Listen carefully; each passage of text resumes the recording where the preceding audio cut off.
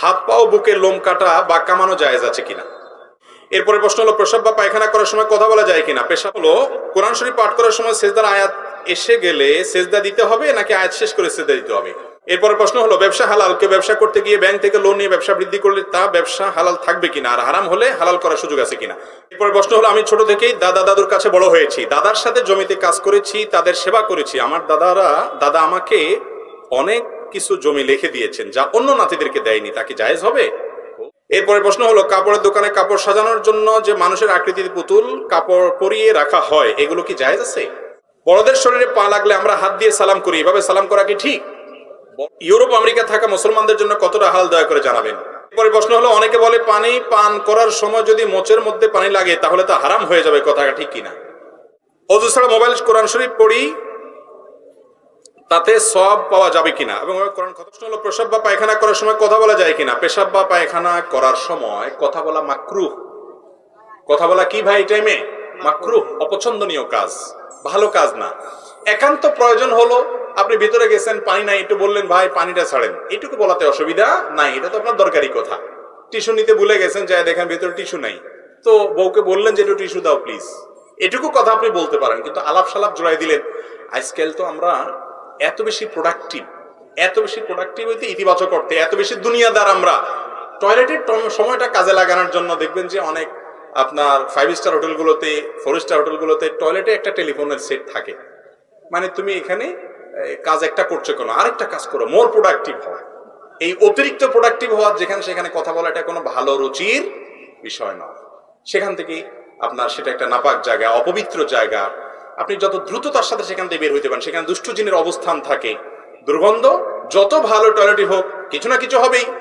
তো আপনি সেখানে কথা বলবেন, আপনি যখন কথা বলবেন আপনার মুখ নড়বে, হ্যাঁ, এবং শ্বাস প্রশ্বাস তো আছেই, এগুলোর মাধ্যমে আপনি এই দুর্গন্ধ আপনি গলদ করবেন, এটার তো কোনো যুক্তি থাকতে পারে না শরিয়ার দৃষ্টিকোণ না দেখলেও। এই জন্য কথা বললে কোনো বড় কোনো গুনাহ হবে না, কিন্তু মাকরুহ, অপছন্দনীয় কাজ, ইসলাম এটাকে পছন্দ করে না। আজকাল তো দেখা যায় যে অনেক দেশেই আপনার টয়লেটে পেপার রাখা থাকে, মানে পেপার তো আর পড়ার সময় নাই, ওখানে ওই বসে বসে কাজটা সারে। আর একটা কাজ তো আমরা মোটামুটি এখন আল্লাহ মাফ করুক বেশিরভাগ লোকই করি, সেটা হলো মোবাইল টিপে। ঠিক না ভাই, ঠিক। মোবাইল নিয়ে গেলে তো আর মানে টয়লেট থেকে আমরা বের হই না। এই বদভ্যাসটা আমাদের আল্লাহ মাফ করুক বেশিরভাগ লোকেরই আছে। আল্লাহ তাআলা আমাদেরকে সরে আসার তৌফিক দান করুন। যত দ্রুততার সাথে সম্ভব সেখান থেকে কাজ সেরে বের হয়ে আসতে হবে। যদি এই কাজগুলা করেন অপছন্দনীয় হবে, এটা কোনো ভালো জিনিস না। এরপরে প্রশ্ন হলো, কোরআন শরীফ পাঠ করার সময় সেজদার আয়াত এসে গেলে সেজদা দিতে হবে নাকি আয়াত শেষ করে সেজদা দিতে হবে। সেজদার আয়াতটা পড়ে তখন তৎক্ষণাৎ আপনি সেজদা দিবেন, এটাই হলো সুন্নাহ। নবী করিম সাল্লাল্লাহু আলাইহি ওয়াসাল্লাম সেজদার আয়াত তেলাওয়াত করার সাথে সাথে সেজদা দিয়েছেন, এবং তার সাথে উপস্থিত সবাই সেজদা লুটিয়ে পড়েছে। সেজদার আয়াতে কি আছে যে আমাদের সেজদা দিতে হয়? ইন্টারেস্টিং একটা বিষয়।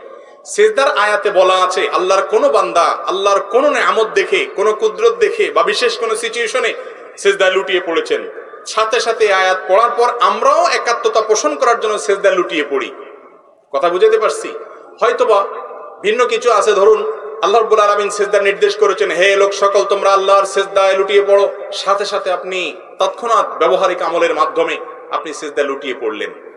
এজন্য এটা সাথে সাথে করাটাই হলো সুন্নাহ। যদি আপনি পরে করেন আদায় হয়ে যাবে, কিন্তু উচিত হলো ওই আয়াতটা পড়ে শেষ করছেন, বন্ধ করে আপনি সেজদা চলে যান। আপনি পৃষ্ঠা শেষ করে তারপরে গেছেন, তাতেও অসুবিধা নাই, সেজদা আদায় হয়ে যাবে। এরপর প্রশ্ন হলো, আমি ছোট থেকেই দাদুর কাছে বড় হয়েছি, দাদার সাথে জমিতে কাজ করেছি, তাদের সেবা করেছি, আমার দাদা আমাকে অনেক কিছু জমি লিখে দিয়েছেন যা অন্য নাতিদেরকে দেয়নি, তা কি জায়েজ হবে। খুব দরকারি একটা প্রশ্ন। দাদার সাথে একটু মোহাম্মত বাইলটাল দিয়া টিয়া কাজ টাজ করে দিয়ে কিছু লিখে নিছেন, জায়েজ হবে কিনা। ভাই, দাদার সম্পদে নাতির জন্য নির্দিষ্ট কোনো হিস্সা নাই, সে ওয়ারিস না। এই জন্য দাদা চাইলে কোনো নাতিকে দিতে পারে। এক নাতিকে দিলে যে সব নাতিকে দিতে হবে এটা দাদার জন্য বাধ্য নয়। দাদা বাপ দিলে কিন্তু সব সন্তানকে দিতে হবে, মা দিলে সব সন্তানকে দিতে হবে, কিন্তু দাদা যখন দিবেন তখন সব নাতিকে তিনি দিতে বাধ্য নন। কারণ হলো নাতিরা দাদার ওয়ারিস না, সম্পদের নির্দিষ্ট হিস্সা থাকে না। যার জন্য সম্পদের কোনো নির্দিষ্ট হিস্সা নাই, তাকে চাইলে কি করা যায়, দান করা যায়। এরপরে প্রশ্ন হলো, কাপড়ের দোকানে কাপড় সাজানোর জন্য যে মানুষের আকৃতির পুতুল কাপড় পরিয়ে রাখা হয়, এগুলো কি জায়েজ আছে। কাপড়ের দোকানে পুতুল একেবারে মানুষের অবয়বের পুতুল, বিশেষ করে কোনো কোনো ক্ষেত্রে তো মেয়েদের পুতুল নির্লজ্জভাবে সেখানে রাখা হয়, এটা নারী জাতির অপমান। এগুলো বলে নারীর আপনার সম্মাননা, এগুলো বলে নারীকে মুক্তি করা, এটা নারীর অপমান। নারীকে ভোগের এবং পণ্যের বস্তুতে পরিণত করা, পণ্য হিসাবে এটাকে আপনার সমাজে প্রতিষ্ঠিত করা, এটা নারীর জন্য অপমানের। যাই হোক, তো নারী হোক আর পুরুষ হোক, পূর্ণাঙ্গ মানুষের আকৃতি আপনার দোকানে আপনি রেখে সেখানে কাপড় চোপড় সাজায় বিক্রি করলে এটা জায়েজ না, এটা গুনাহের কথা। এটা গুনাহের কথা। নবী সাল্লাল্লাহু আলাইহি ওয়াসাল্লাম বলেছেন, লা তাদখুল মালাইকাতু বাইতুন ফীহি কালবুন আও সূরা, যেই ঘরে কুকুর অথবা এরকম মূর্তি বা প্রাণীর ছবি আছে, সেই ঘরে আল্লাহর রহমতের ফেরেশতা প্রবেশ করে না। নবী করিম সাল্লাল্লাহু আলাইহি ওয়াসাল্লাম বলেছেন, কিয়ামতের দিন এই মানুষগুলোকে বলা হবে, তুমি তো বানাইছিলা প্রাণী, এখন রূহ দাও, বাধ্য করা হবে তাকে, না দিতে বলে তাকে আযাব দেওয়া হবে। এই জন্য এগুলো জায়েজ নাই।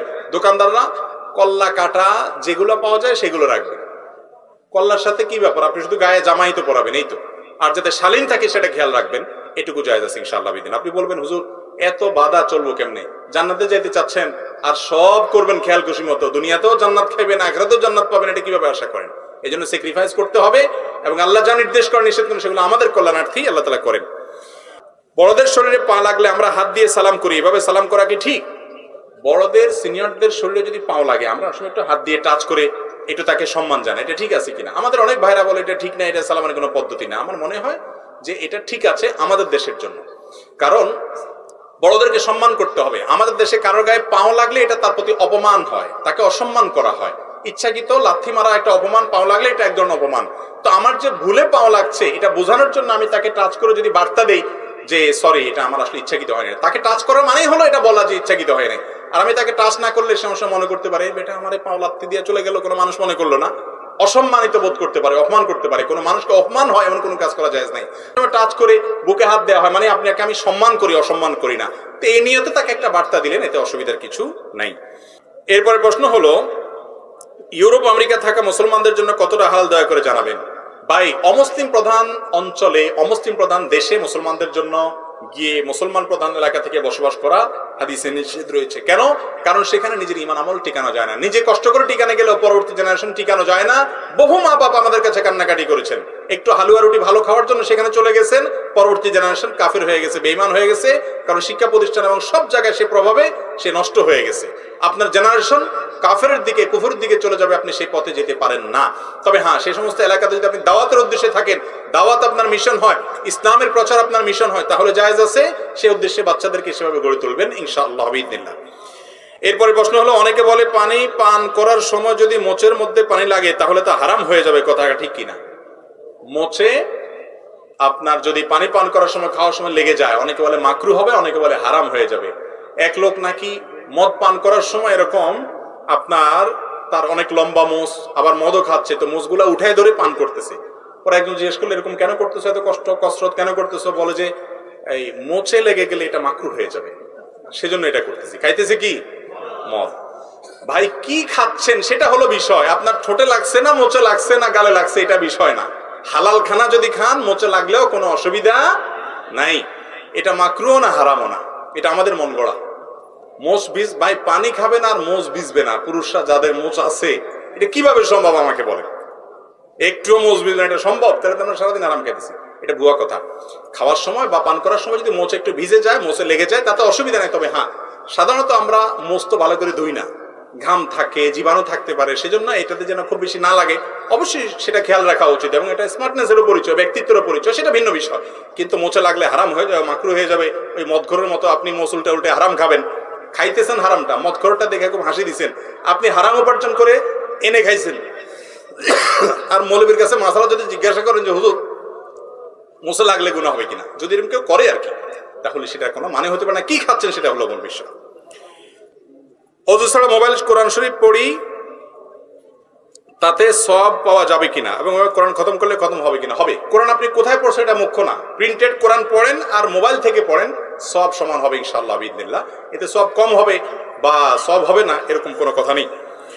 হাত পা ও বুকে লোম কাটা বা কামানো জায়েজ আছে কিনা? হাত পায়ে অথবা বুকে যদি অতিরিক্ত লোম হয়, অনেক সময় অনেকে কাটে, এগুলা কাটা বা রিমুভ করা জায়েজ আছে কিনা? এর উত্তর হলো যে মানুষের শরীরে যত লোম আছে সেগুলো 3 প্রকার। কয় প্রকার? 3 প্রকার। কিছু আছে যেগুলো রাখতে হবে, রাখার নির্দেশ করেছে, যেমন মহিলারা চুল রাখবে, কখনো চাচবে না। পুরুষরা দাড়ি রাখবে, কখনো চাচবে না বা চাটবে না। যারা মহিলারা আছেন তারা অবশ্য দাড়ি রাখা লাগবে না। কথা বুঝতে পারছেন? যারা মহিলারা আছেন আপনাদের কি লাগবে না? দাড়ি রাখা লাগবে না। যারা পুরুষ আছেন তাদের কি করতে হবে? দাড়ি অবশ্যই রাখতে হবে, এটা ওয়াজিব। তাহলে পশম কিছু আছে যেগুলো রাখতে হয়, সেগুলো রাখতে হবে, কাটা বা ছাটা যাবে না। আর কিছু আছে যেগুলো চাচতে হবে বা ছোট করতে হবে, যেমন মোষ ছোট করতে বলা হয়েছে। তারপরে আপনার বগলের নিচে, নাভির নিচের পশম, অবাঞ্ছিত লোম, এগুলো চাচতে বলা হয়েছে। এগুলো চাচাটাই হলো সুন্নাহ, এগুলো বড় করা যাবে না, রাখা যাবে না, চাচতে হবে। আর 3 নম্বর হলো কিছুর ব্যাপারে শরীয়ত চাচার কথা বলে নাই, রাখার কথা বলে নাই। যেমন বুকের পশম, কানের পশম, হাতের পশম, পায়ের পশম, রানের পশম, পেটের পিঠের পশম। এই পশমগুলোর ব্যাপারে ইসলামের বিধানটা কি? এর উত্তর হলো, যেহেতু শরীয়ত রাখার নির্দেশও করে নাই, আবার চাচতেও নির্দেশ করে নাই, এই জন্য কোনো মানুষ যদি অসুবিধা ফিল করেন, অনেকের অনেক বেশি থাকে, খুব ডিস্টার্বিং হয়, তাহলে সে যদি কাটে ছাটে কোনো অসুবিধা নাই। তবে যদি আল্লাহর সৃষ্টিতে পরিবর্তনের পর্যায়ে নিয়ে যাওয়ার অপচেষ্টা করে কোনোভাবে, তাহলে সেটা কিন্তু কোন আয়াত আমাকে নিষিদ্ধ। বাকি এমনিতে সেটা কাটলে অসুবিধা নাই। রদ্দুল মুখতার বা ফতোয়া শামির মাসআলা অনুযায়ী এটা মাকরুহ, এটা আদবের খেলাফ, এটা নিয়মের খেলাফ, না করা ভালো, এই টাইপের আর কি। কিন্তু কেউ করে তাহলে সে গুনাহগার হবে না। বিশেষ করে সৃষ্টির পরিবর্তন লেভেলের তো যেন না যায়, সেদিকটা খেয়াল করতে হবে। অসুবিধা হলে সহজ কথা হলো কাটতে পারবেন সেগুলা।